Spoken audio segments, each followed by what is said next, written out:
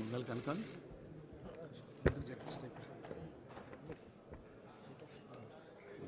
కొద్దిగా పొడుగానే ఉన్నది.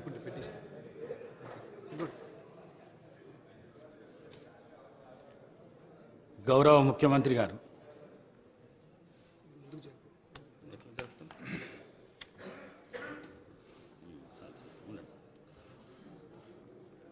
మూడవ తెలంగాణ శాసనసభ యొక్క సభా అధ్యక్షుడిగా గడ్డం ప్రసాద్ కుమార్ గారిని ఈ శాసనసభలో కాంగ్రెస్ పార్టీ, భారత రాష్ట్ర సమితి, అదేవిధంగా సిపిఐ, ఎంఐఎం పార్టీలు ప్రత్యక్షంగా మద్దతు పలికి ఏకగ్రీవంగా ఎన్నిక కావడానికి, అదేవిధంగా భారతీయ జనతా పార్టీని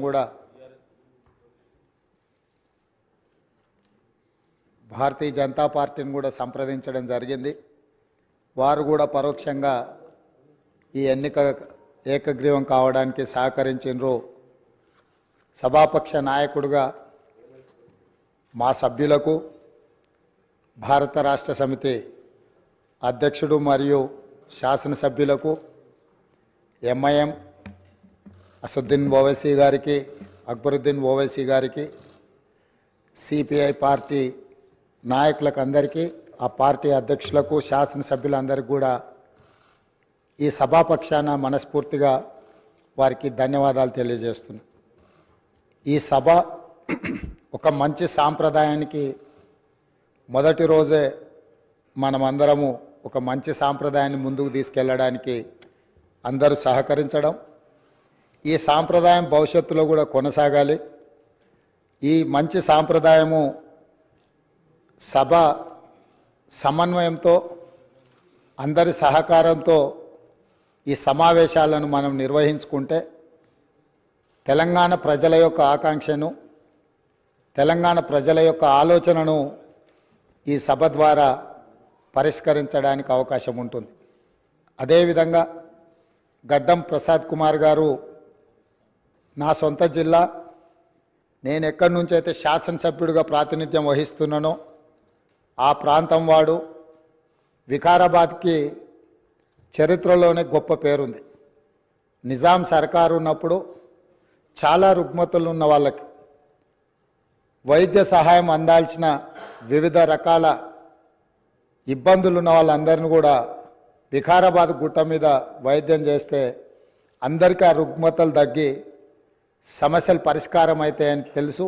ఇప్పటికి కూడా అక్కడి వాతావరణం, అక్కడి గాలి, అక్కడి నేల ఒక మంచి వైద్యానికి ఉపయోగపడే ప్రాంతం.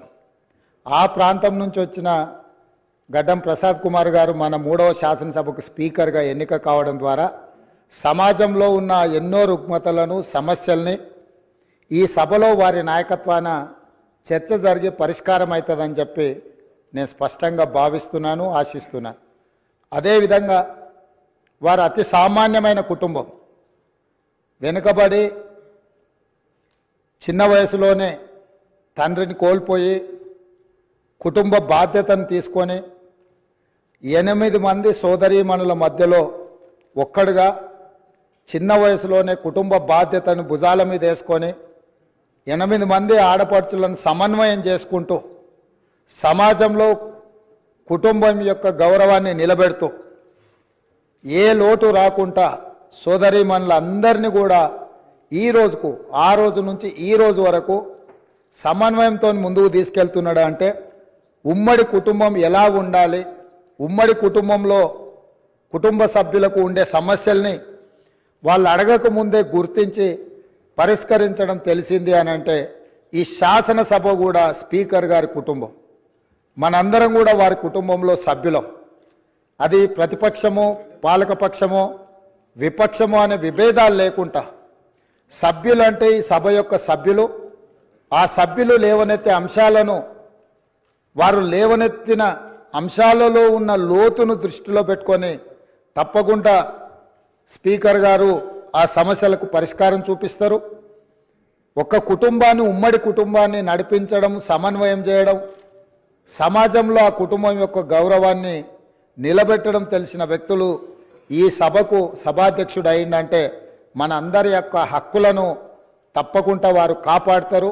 అదేవిధంగా వారు రాజకీయ ప్రస్థానం స్థానిక సంస్థలు ఒక ఎంపీటీసీగా వారి రాజకీయ ప్రస్థానం మొదలయ్యి అక్కడి నుంచి వారు ఎంపీపీ అవ్వడం, 2008 ఉప ఎన్నికలలో శాసనసభ్యుడిగా ఎన్నికవ్వడం, 2009లో తిరిగి వారు శాసనసభ్యుడిగా ఎన్నికవ్వడం, తర్వాత వారు మంత్రిగా సేవలు అందించడం, హ్యాండ్లూమ్ వీవర్స్కి వాళ్ళకున్న లోన్లు కానీ లేకపోతే వాళ్ళ సమస్యలను పరిష్కరించడంలో క్రియాశీలక పాత్ర పోషించడము, వారు మంత్రిగా ఉన్నప్పుడు వికారాబాదును శాటిలైట్ టౌన్గా గుర్తించి కీర్తిశేషులు పెద్దలు జైపాల్ రెడ్డి గారు అర్బన్ డెవలప్మెంట్ మినిస్టర్గా ఉన్నప్పుడు ఢిల్లీకి వెళ్ళి వారితో మాట్లాడి వికారాబాద్ పట్టణాన్ని శాటిలైట్ టౌన్గా గుర్తించి 2200 కోట్ల రూపాయలు మంజూరు చేయించి అక్కడ అభివృద్ధి కార్యక్రమాలను ముందుకు తీసుకెళ్ళి ఆ రోజు వారు అక్కడి ప్రజల యొక్క సేవలో వారు ముందున్నారు.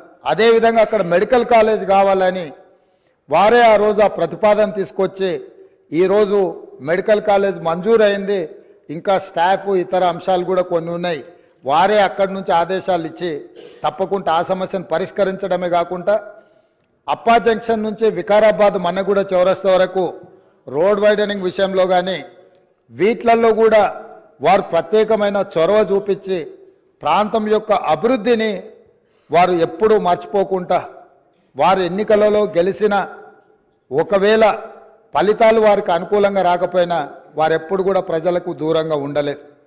కాబట్టి ఈరోజు గడ్డం ప్రసాద్ కుమార్ గారు లాంటి వ్యక్తులు సునిశ్చిత దృష్టితో, సమస్యల అవగాహనతో, సభ్యుల సమన్వయంతో ఈ శాసనసభను వారి నాయకత్వంలో మనందరం ఒక ఆదర్శవంతమైన శాసనసభగా నడిపించడానికి వారి పూర్తిగా మన అందరికీ దశ దిశ నిర్దేశిస్తారు. వారిని మనస్ఫూర్తిగా ఎంపీటీసీ నుంచి శాసనసభాపతిగా ఈరోజు ఈ బాధ్యతలు నిర్వహించే వరకు వారి యొక్క రాజకీయ ఎదుగుదల కావచ్చు, ప్రజా సమస్యల పరిష్కారంలో కావచ్చు, వారి యొక్క కృషిని అభినందిస్తూ నేను ఏ ప్రాంతం నుంచి అయితే శాసనసభ్యుడిగా ఎన్నికైనానో మా ప్రాంతానికి సంబంధించిన శాసనసభ్యులే ఆ ప్రాంత నివాసే వికారాబాద్ జిల్లా ఒకప్పుడు డాక్టర్ మర్రి చెన్నారెడ్డి గారు ఆ ప్రాంతం నుంచి వచ్చి దేశ రాజకీయాలలోనే అత్యంత క్రియాశీలక పాత్ర పోషించారు. ఆ ప్రాంతం నుంచి వచ్చిన గడ్డం ప్రసాద్ కుమార్ గారు ఈ సభ అధ్యక్షుడిగా ఎన్నికవ్వడం, ఈ ఎన్నికవ్వడానికి సహకరించిన మిత్రపక్షాలన్నిటినీ ప్రతిపక్షాలన్నిటిని కూడా మరొకసారి అభినందిస్తూ మనస్ఫూర్తిగా వారికి అభినందనలు తెలియజేస్తూ ఈ సభలో సభ్యుల యొక్క అందరి హక్కులను వారు కాపాడతారనే నమ్మకంతో వారి అభినందిస్తున్నాను. వారి నాయకత్వంలో మేమందరం కూడా